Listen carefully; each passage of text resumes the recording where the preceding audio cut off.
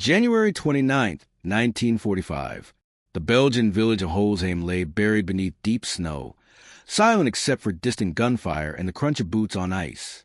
First Sergeant Leonard Funk moved carefully through its narrow streets, checking positions, making sure his exhausted men were still holding their ground. Company C had fought hard to take the village, and scattered resistance was still being cleared. Funk rounded the corner of a farmhouse and froze.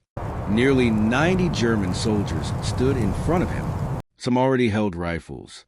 Others were bending down, grabbing weapons from a pile on the ground. 4 American GIs were kneeling in the snow, their hands locked behind their heads. These Germans had been prisoners just minutes earlier. Funk's company had captured 80 of them during the assault, but with manpower stretched thin, only 4 guards had been assigned to watch them. Now those guards were disarmed. The prisoners were free, and they were organizing.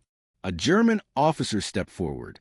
He raised his MP-40 submachine gun and pressed a barrel into Funk's stomach. He barked orders in German, his voice sharp with authority. Funk didn't understand a single word. The officer shouted again, louder, his face turning red. Funk looked at the armed Germans. He looked at his 4 men kneeling helplessly in the snow. He felt the cold metal of the gun against his body. And then, instead of surrendering, Leonard Funk started to laugh. At first it was quiet, almost nervous. Then it grew louder. His shoulders began to shake.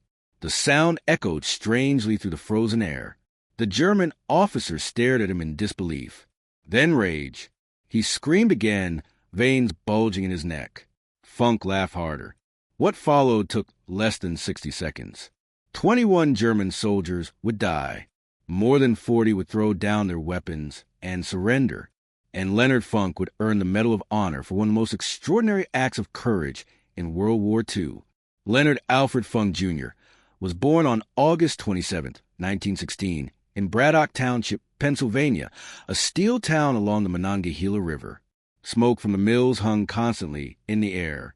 Life there was tough, and Funk grew up fast. He learned responsibility early, helping raise his younger brother, and discovering what it meant to work for everything you had. By the time he graduated high school in 1934, America was deep in the Great Depression. Jobs were scarce. College was out of reach. Funk worked wherever he could, doing ordinary clerical work, never imagining that history had something extraordinary waiting for him. In June 1941, with war raging across Europe and Asia, the United States expanded the draft. Funk was called up. He reported to the induction center in Wilkinsburg, Pennsylvania. He was 24 years old, 5'5", about 140 pounds. To the Army doctors, he probably looked like someone destined for office duty. Instead, Funk volunteered for the paratroopers. At the time, airborne forces were still experimental. Jumping out of airplanes behind enemy lines sounded insane to most soldiers. Funk wanted in. Training was brutal. Weeks of nonstop running, climbing, jumping, and falling.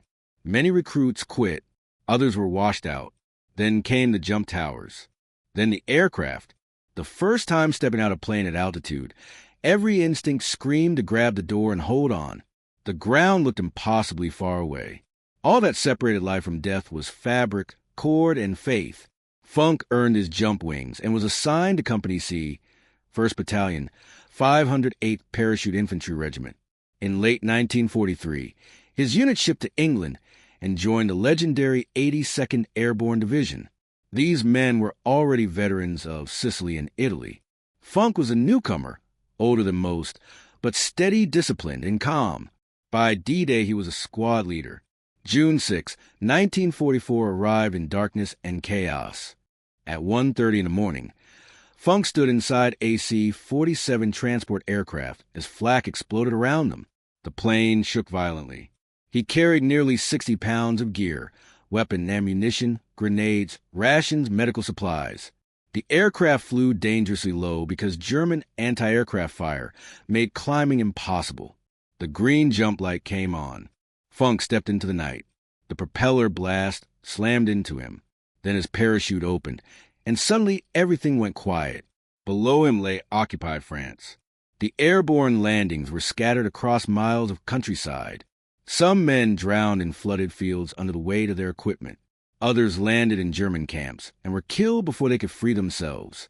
Funk hit the ground hard, twisting his ankle badly. Pain shot through his leg, but he could still walk. That was enough.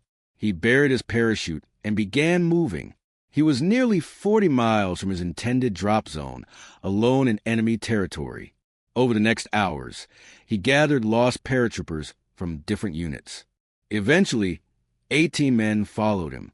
Despite his injured ankle, Funk insisted on leading from the front, acting as scout, placing himself in the most dangerous position. For 10 days, they moved through German-held territory, traveling at night, hiding during the day, fighting when necessary. On June 17th, they finally reached Allied lines. Every single man survived. Funk received the Silver Star, a Bronze Star, and his first Purple Heart.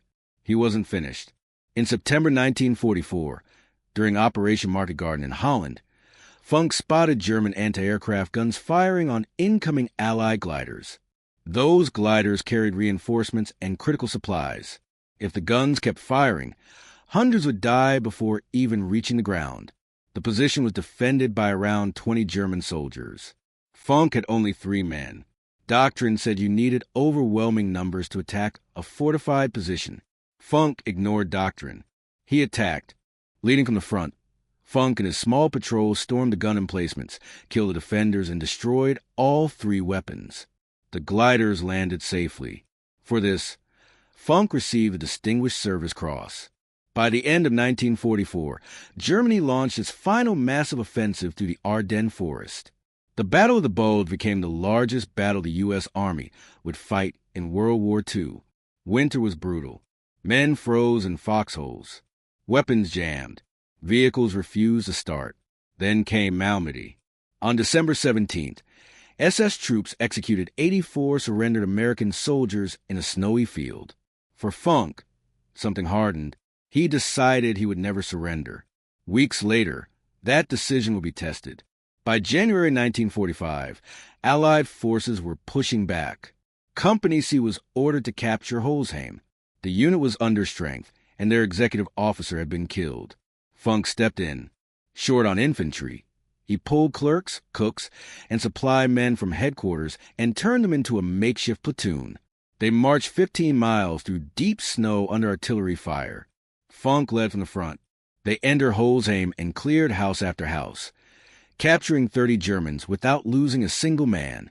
Another unit captured 50 more on the far side of town. 80 prisoners were gathered in a farmhouse yard. With fighting still underway elsewhere, Funk could spare only 4 guards. While Funk continued clearing the village, a German patrol in white winter camouflage overwhelmed the guards, freed the prisoners, and armed them. 90 German soldiers prepared to attack Company C from behind.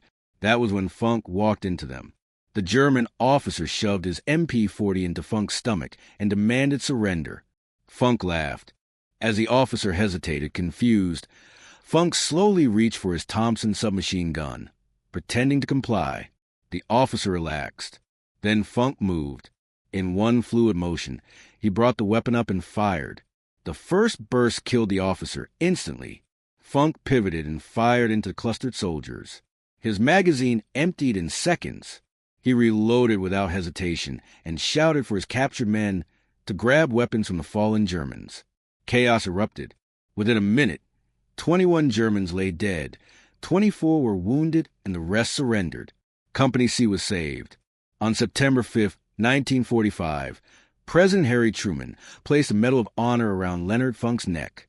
Truman reportedly told him he would rather have that medal than be President of the United States. Funk returned home and quietly took a job with the Veterans Administration, helping other veterans navigate paperwork and benefits. He never sought fame. He never wrote books. When asked about Holzheim, he simply said, "I did what had to be done." Leonard Funk died in 1992 and was buried at Arlington National Cemetery. His story reminds us that war does not favor the biggest or the strongest. It favors those who can think under pressure, those who act when others freeze.